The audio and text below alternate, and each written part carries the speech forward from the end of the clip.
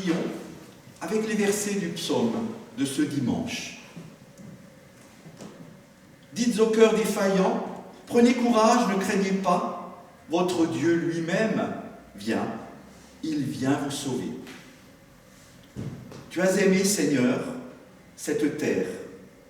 Tu as fait revenir les déportés de Jacob. Tu as ôté le péché de ton peuple. Tu as couvert toutes les fautes. Tu as mis fin à toutes tes colères. Tu es revenu de ta grande fureur. Fais-nous revenir, Dieu, notre salut. Oublie notre ressentiment contre nous. Seras-tu toujours irrité contre nous? Maintiendras-tu ta colère d'âge en âge? N'est-ce pas toi qui reviendras pour nous faire vivre? Toi qui seras la joie de ton peuple? Fais-nous voir, Seigneur, ton amour. Donne-nous, Seigneur, ton salut. Gloire soit au Père.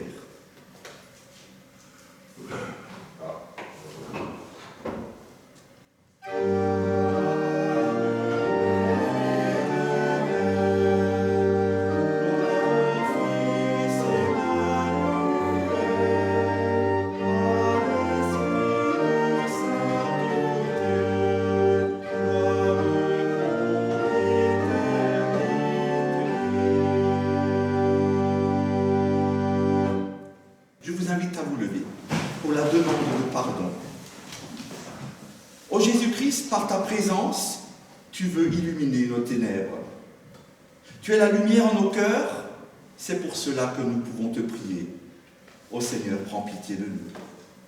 Jésus-Christ, tu demeures en nous et tu nous offres ta paix. Tu es le sauveur des hommes et nous pouvons te prier, Seigneur, prends pitié de nous. Jésus-Christ, tu reviendras pour réaliser ton royaume, source de toute espérance, nous te prions. Ô Seigneur, prends pitié de nous. Kyrie eleison.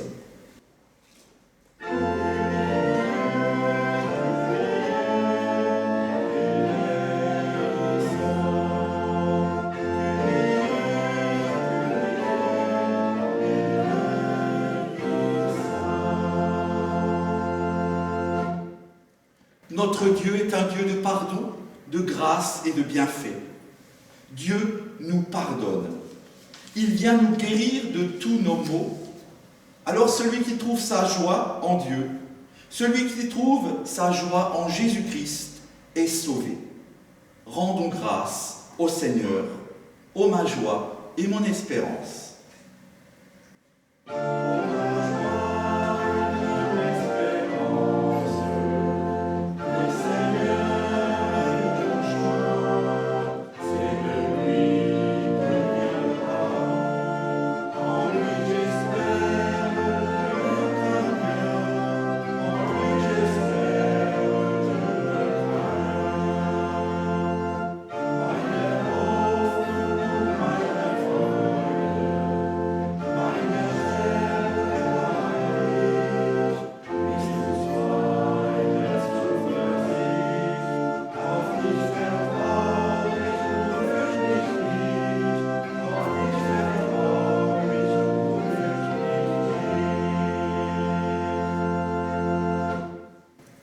Seigneur Dieu, au cœur des ténèbres de ce monde, tu annonces ta venue.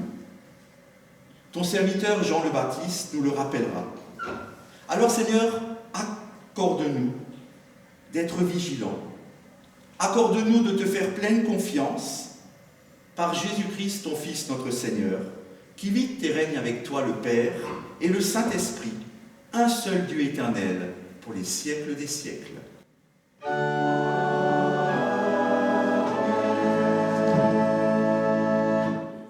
Je vous invite à prendre place pour les lectures.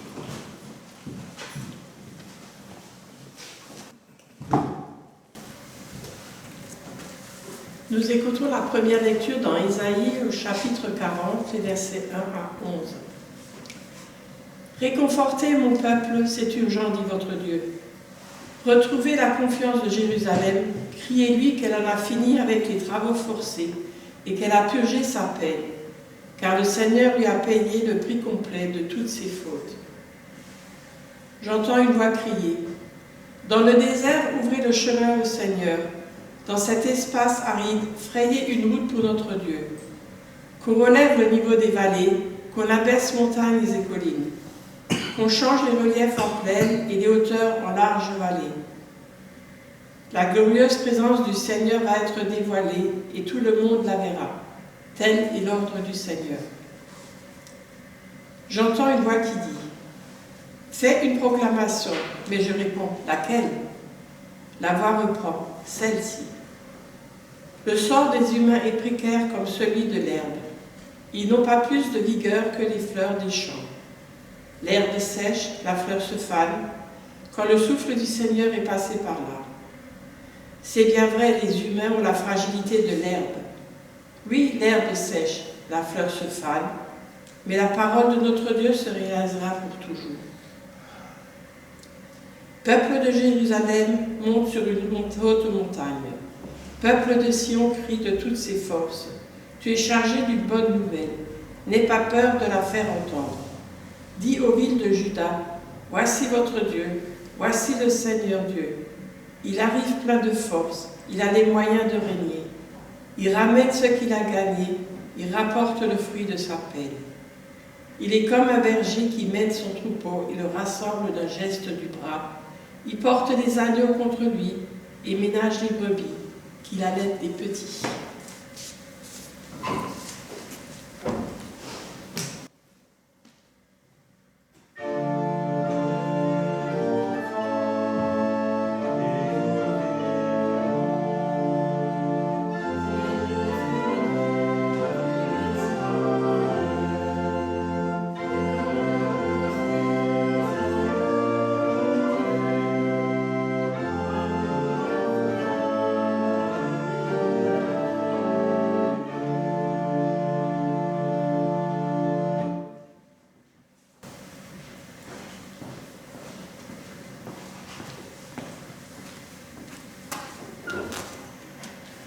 La seconde lecture se trouve dans l'évangile de Luc, au premier chapitre.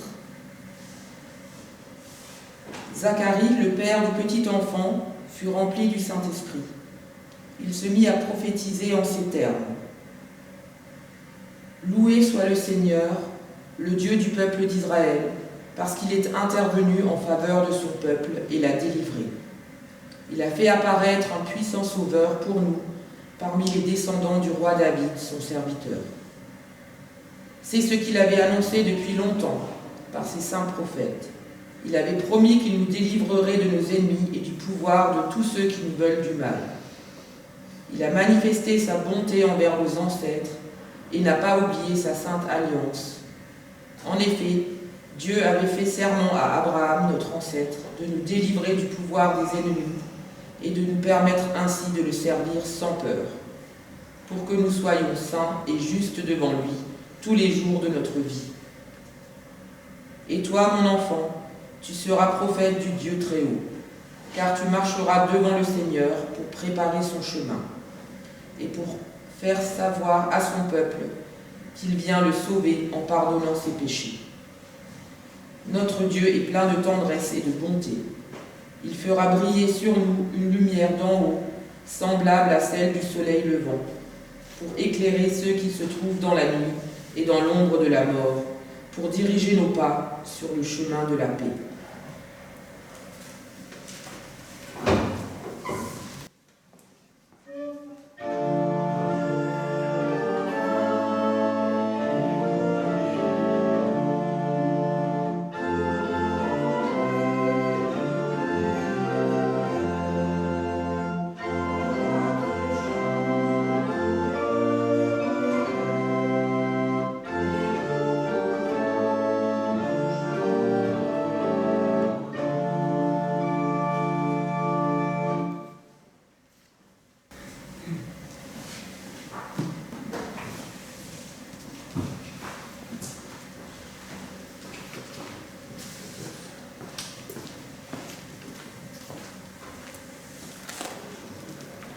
Toujours dans l'évangile de Luc, au chapitre 3, versets 3 à 14.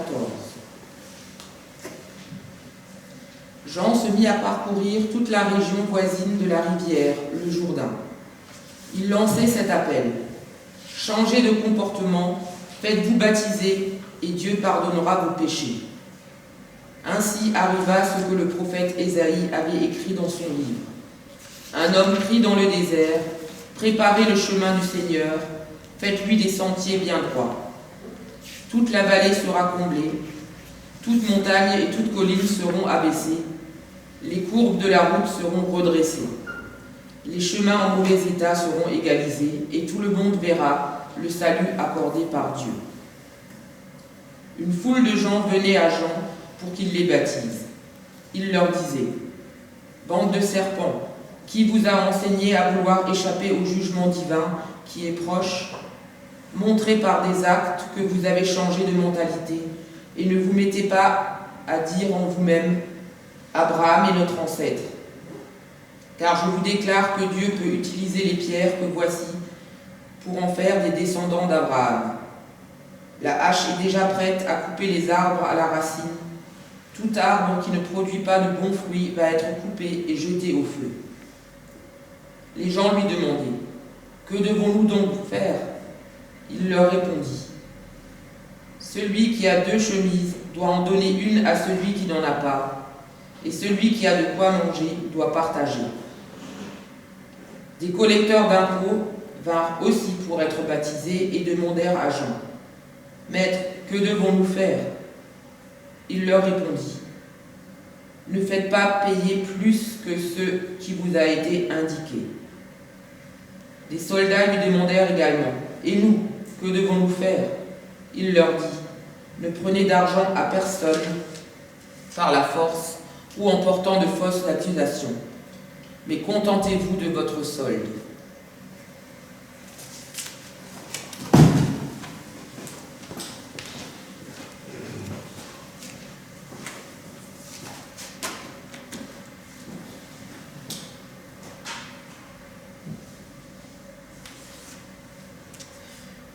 Avant d'essayer d'éclairer un peu ce texte de Jean-Baptiste, laissons-le résonner dans nos têtes et chantons le cantique suivant.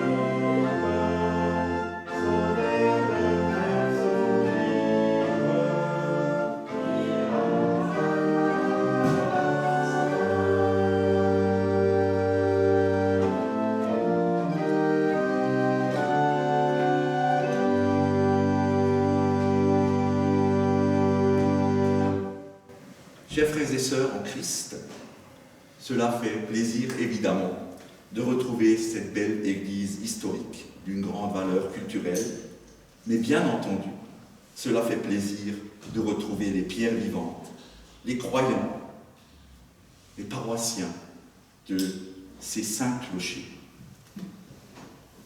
Vous le savez bien, avant le pasteur Gonzalez, j'ai eu le plaisir de passer quelques années auprès de vous, dans cette paroisse, dans ces paroisses. Et maintenant, le temps passe, vous le savez bien, il file entre nos doigts, et nous sommes déjà au milieu du temps de l'Avent, d'ailleurs même un peu plus, avec le 3e dimanche de l'Avent, en cette année de grâce 2025. Nous l'avons chanté, mais c'est un texte d'évangile qui nous accompagne en ce dimanche. La 3e bougie est allumée. Dans les traditions du Nord, hier c'était la Sainte Lucie, la fête des Lumières. Il y a des fêtes de lumière un peu partout. Pour nos amis juifs, il y avait Hanouka. Et nos villes et nos villages se sont parés de 1000 feux. Nous sortirons bientôt de l'obscurité de ces courts jours. Et vous le savez tous qu'autour de Noël, les jours commencent à rallonger tout doucement. Jésus nous a dit « Je suis la lumière du monde. Celui qui vient à ma suite marchera dans la lumière. Il ne marchera pas dans les ténèbres de la nuit, mais il aura la lumière de la vie. » Est-ce que nous le croyons, chers frères et sœurs, que nous sortons des ténèbres au vu de l'actualité, au vu de tout ce qui se passe dans ce bas monde? Croyons-nous que nous allons entrer dans une nouvelle vie, illuminée par la grâce du Christ? Sommes-nous illuminés d'une autre lumière? Il y a des promesses dans ce passage qui nous est donné en ce matin, qui nous prépare à Noël. Et ce matin, c'est la rencontre avec le précurseur Jean le Baptiste, qui montre avec son long doigt le Christ, Jésus sur la croix. Et cela, vous pouvez le retrouver dans le retable d'Isenheim à Colmar. Luc nous explique cette bonne nouvelle de la venue de Jésus-Christ. Et pour ce faire, il nous relate l'histoire de Jean, Jean Baptiste, qui est en quelque sorte le dernier prophète de l'Ancien Testament. Vous l'avez entendu? Il cite Ésaïe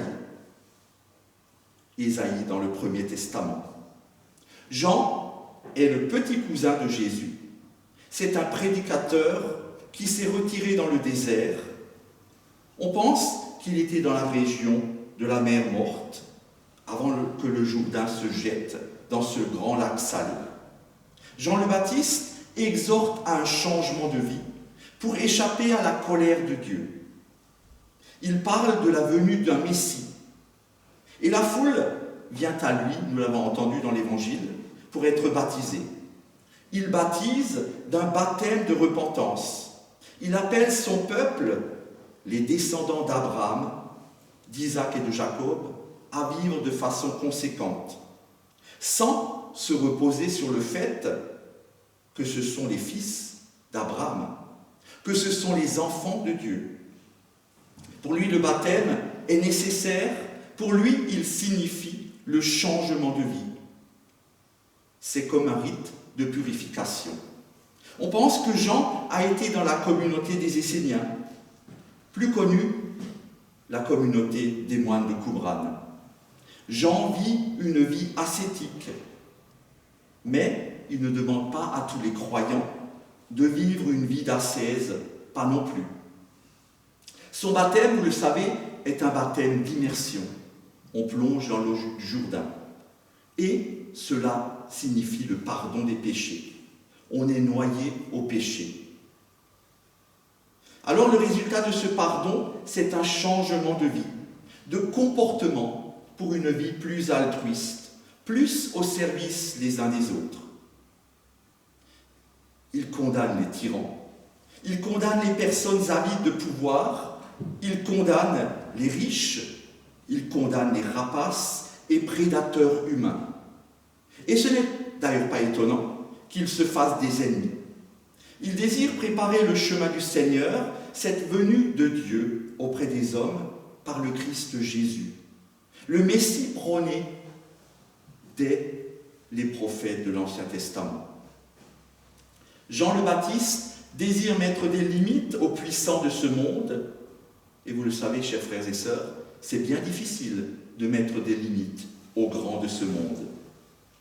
Il bannit la recherche de la toute-puissance. La toute-puissance est réservée à Dieu. Il cherche l'intégrité, une forme de justice. Pauvre, parmi les pauvres, il voudrait que personne ne reste au bord du chemin. Jean, dans sa vie, donne des exemples de partage, de chemin mesuré, de désir d'ajustement dans sa personnalité. Il s'agit d'affiner intelligemment notre attitude et notre comportement, qu'il soit le meilleur possible, chers frères et sœurs.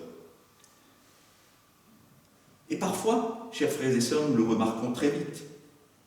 L'égoïste, l'égocentriste, l'avare, le corrompu, ce sont souvent des personnages désagréables. On pourrait aller jusqu'à dire pratiquement méprisables. Mais par contre, lorsqu'on essaye de prôner la justice,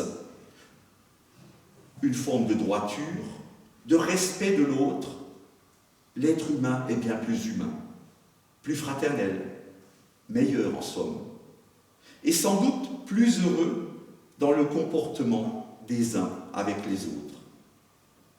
Il n'y a pas de grande science là derrière, c'est aisément expérimentable et aisément compréhensible, observable. Quand on fait le bien autour de soi, eh bien, on est dans la lumière de Dieu. Cette façon de vivre et de porter de fruits se retrouve, bien entendu, dans la Bible par ailleurs.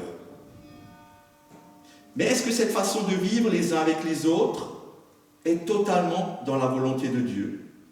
Est-ce que cette perfection à atteindre, nous pouvons y arriver? Devenons-nous de bons chrétiens en suivant les prescriptions de Jean le Baptiste? Jean est un prophète qui crie dans le désert.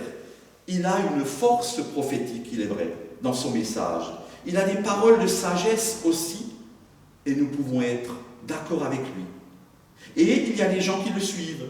Il y a des gens qui sont transformés par lui, par sa parole, à la suite de son baptême. C'est un prophète faisant avancer le royaume de Dieu. Et, comme je l'ai déjà un peu souligné, il dénonce avec force et courage le mal, la cupidité, l'injustice, notamment en s'opposant aux influents de Palestine de son époque.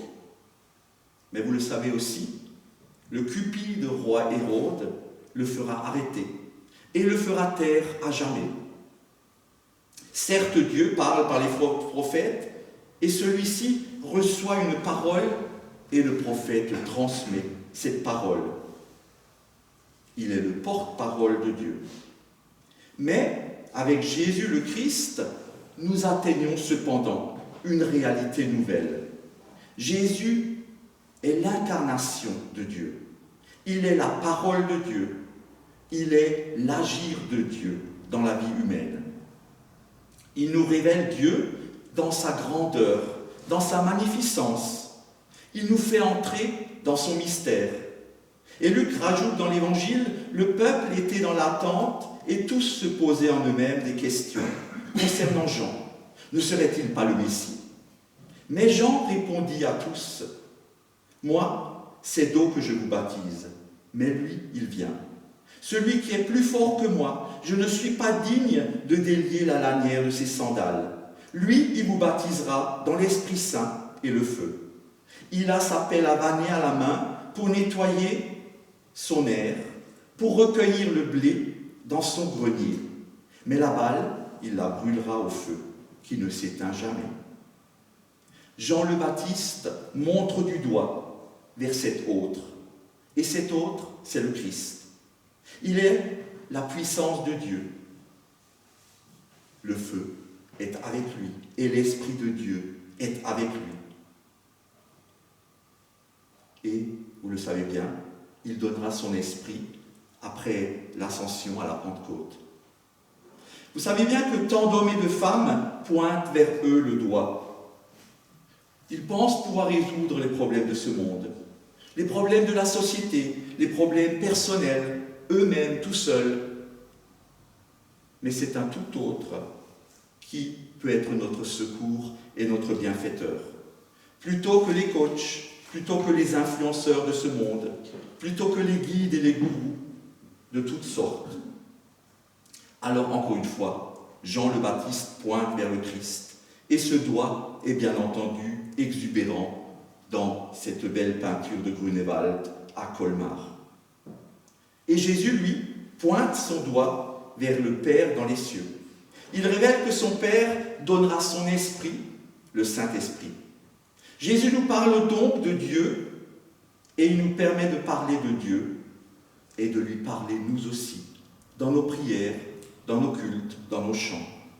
À partir de sa vie terrestre, il nous donne de vivre sa parole, il nous donne force et courage dans notre humanité si fragile, si faible et souvent si vulnérable. Bien entendu, Jean est important puisqu'il baptisera Jésus. C'est l'entrée dans son ministère public. C'est là que Dieu lui révèle sa mission, sa totale identité de fils de Dieu. Jean ouvre la porte de la vocation du Fils de Dieu. En cela, il est donc le précurseur du Seigneur. Bien plus tard, le peuple des croyants sera baptisé au nom de Jésus-Christ, du Père et du Saint-Esprit. C'est dans la mort et dans la résurrection que nous le sommes, signifiant ainsi que nous vivons dans la grâce de Dieu, dans son amour. Nous vivons pour lui, nous vivons avec lui et nous vivons en lui, comme nous lit la liturgie. Le passage de l'Évangile nous surprend peut-être aujourd'hui, avant Noël, alors que le monde actuel en reste à des fêtes, à des réjouissances, à beaucoup de lumière, à des choses certes belles quand nous parcourons nos villes et villages, à des moments de partage aussi avec les fêtes des communes, avec les retrouvailles, avec les moments de partage et de fraternité. Oui, c'est aussi Noël, cela, mais mettons bel et bien le doigt sur Jésus qui advient, sur Jésus qui vient vers nous avec ce texte du précurseur du Christ. Et c'est par ce biais que Jésus nous plonge dans l'amour et dans la grande amitié de Dieu pour sa création, pour nous autres les êtres humains qu'il adopte comme ses enfants bien-aimés. Nous le sommes. En lui, par son Fils, Dieu n'entre pas en colère face aux manquements, face aux trahisons, face au reniement, face aux mensonges des humains. Il ne cherche pas un jugement pour détruire, pour anéantir, mais il cherche à reconstruire, à faire vivre. Avec le Christ annoncé ici, nous entrons dans ce monde de Dieu, dans une relation nouvelle avec lui. C'est ce que nous appelons la vie éternelle. La vie en proximité avec l'éternité de Dieu. Nous sommes déjà dans la maison du Père, nous faisons déjà partie, petite communauté, mais communauté de la grande famille des filles et des fils de Dieu. Alors en ce temps de l'Avent, si beau soit-il, c'est un temps d'invitation à nous préparer à ce que Jésus nous annonce et nous promet. Alors que nos lumières, que nos cantiques, que nos fêtes, que notre musique, que nos crèches, que nos jeux de Noël, que tous nos cultes nous préparent à accueillir le Christ, Jésus, le Fils de Dieu, l'Emmanuel, Dieu avec nous, pour que nous renaissions en nouveauté de vie. Noël approche, c'est un temps de bénédiction où Dieu tient ses promesses. Amen.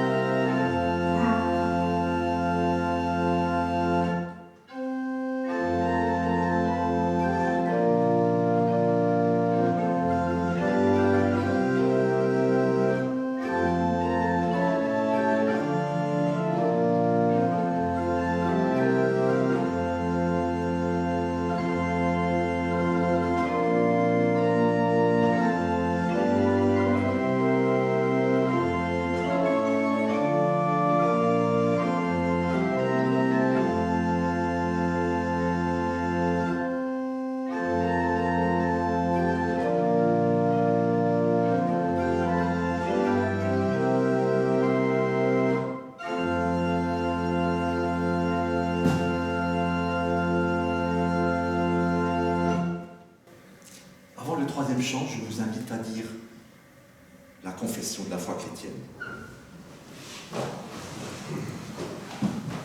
Je crois en Dieu, le Père Tout-Puissant, Créateur du ciel et de la terre.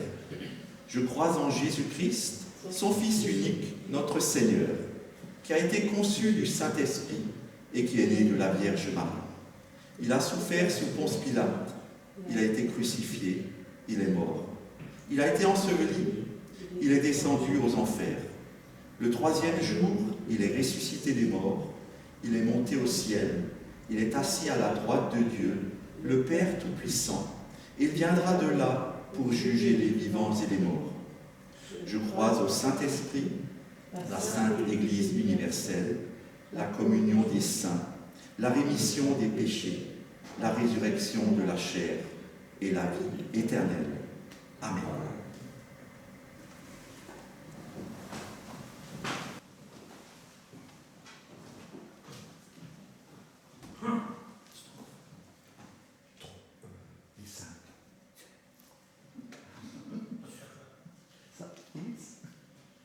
Ben dan nog 4 strophes zingen. C'est à cause du texte, parce qu'il y a une unité dans le texte, mais Jean-Jacques. 5, c'est 5. 5 ou 5.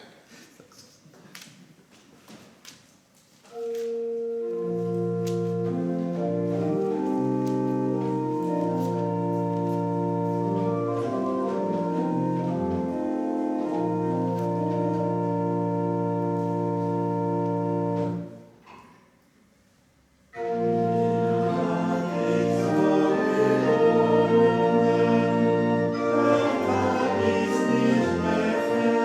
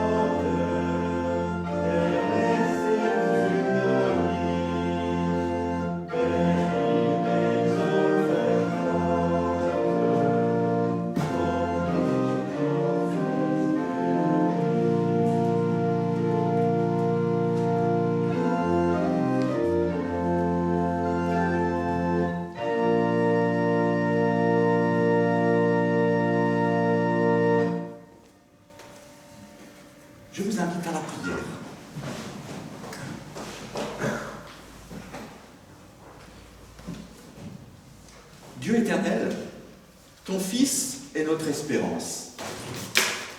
C'est en son nom que nous t'adressons nos prières. Que ton Église, Seigneur, ne se lasse pas d'attendre ta venue. Que ton Église ne se lasse pas de te servir, Seigneur.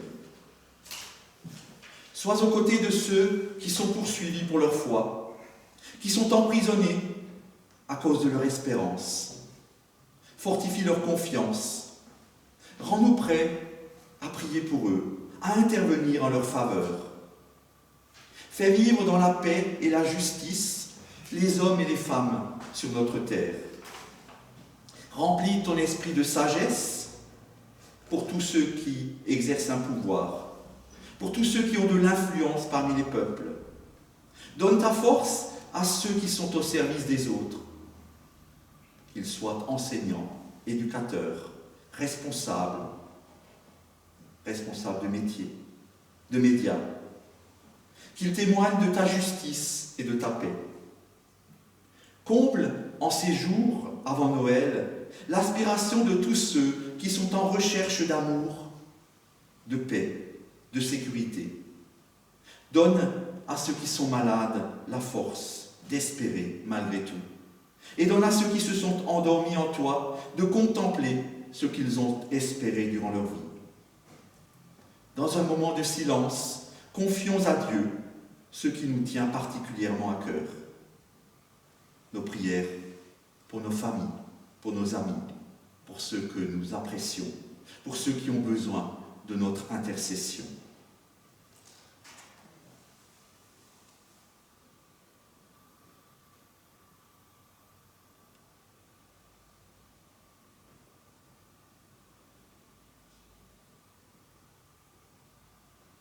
Dieu éternel, tu sais ce qui nous peine, ce qui nous fait mal. Tu connais aussi nos prières avant même que nous les exprimions. Alors nous mettons notre confiance en toi aujourd'hui et pour l'éternité. Et nous pouvons prier ensemble, notre Père qui es aux cieux, que ton nom soit sanctifié, que ton règne vienne. Que ta volonté soit faite sur la terre comme au ciel. Donne-nous aujourd'hui notre pain de ce jour. Pardonne-nous nos offenses, comme nous pardonnons aussi à ceux qui nous ont offensés. Et ne nous laisse pas entrer en tentation, mais délivre-nous du mal, car c'est à toi qu'appartiennent le règne, la puissance et la gloire, au siècle des siècles. Amen. J'aimerais dire merci. Merci à vous tous qui êtes venus ce dimanche pour chanter ensemble la gloire de Dieu. Merci bien sûr à l'organiste que j'ai eu le plaisir de retrouver. Merci à vous, chers lecteurs, et vous qui avez préparé cette église. Oui, vous pouvez prendre place. Merci beaucoup. Je vous souhaite bien entendu un temps de Noël béni, plein de bonnes choses pour ces semaines à venir. Il y a quelques annonces. Je ne vais pas vous faire lecture de tout ce qui se passera pendant ce temps, mais dimanche prochain, il y a un culte pour le 4e avant, à 10h à Sparsbach, et ici, il y aura une veillée de Noël le 24 au soir, à 18h, donc Weiterswiller, le 24 à 18h. Et voilà, merci Edith, donc veillée à Weinbourg, à 18h également. D'accord, là c'est très bon avec la commande. En tout cas, vous prenez plein de responsabilités dans cette paroisse. Grâce vous soit aussi rendue pour tout ce que vous faites. Nous allons chanter le dernier chant, celui-ci est relativement connu, Aube nouvelle, dans notre nuit, les 3 strophes. 3 à 5.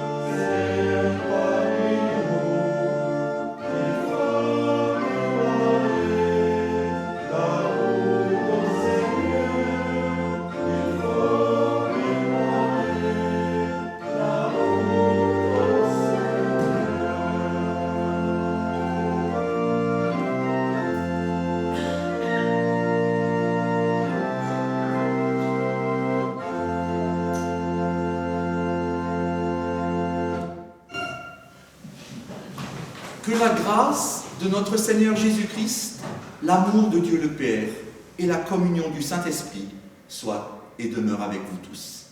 Allez dans la paix, allez dans la joie de ce temps, allez dans l'espérance que Dieu suscite en nos cœurs. Amen.